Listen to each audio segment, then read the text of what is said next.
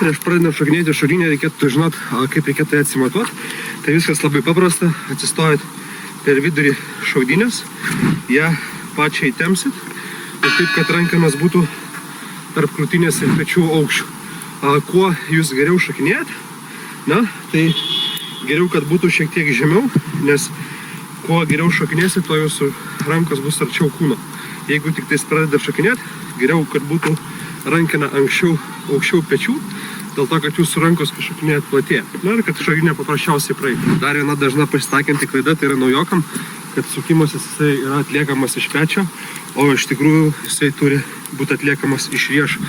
Tai prieš mokindamasi tiesiog prasukit šiek tiek riešus, kokią 30-50 kartų ir tada pabandykit šokinėti su šaudynė. Aišku, tai nėra klaida, pavyzdžiui, kai jūs darot labai daug šaliukų ir jūsų, dilbiai užkaistas, tai galite šiek tiek perimti ant pečių.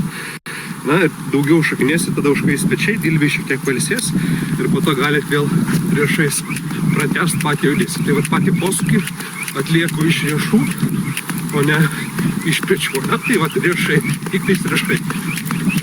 Dažnai pasitaiko yra tokių, kad šokinėja ir nejaučia ritmo. Tai kaip išmokti ritmą? Vienas iš tų pratimų tikrai yra geras pats džekas, kad išmokti tiesiog kartu jungti rankas ir kojas. Ir kai tikrai tas yra labai paprasta ir lengva, bet tikrai kai kuriem būna sunku ir neįveikiama, o kitas niuansas yra sukti šalia šokdynų. Ir kai priartėjat, darot kartu šuliuką. Viena ranka, po to galite pakeisti kitą. Ir tada tas prasilaužimas pas pirmas šokdynė su šuliukai, jie prasilauž ganėtinai greitai. Tiesiog reikia duoti šiek tiek pastangų pačiam ritmui.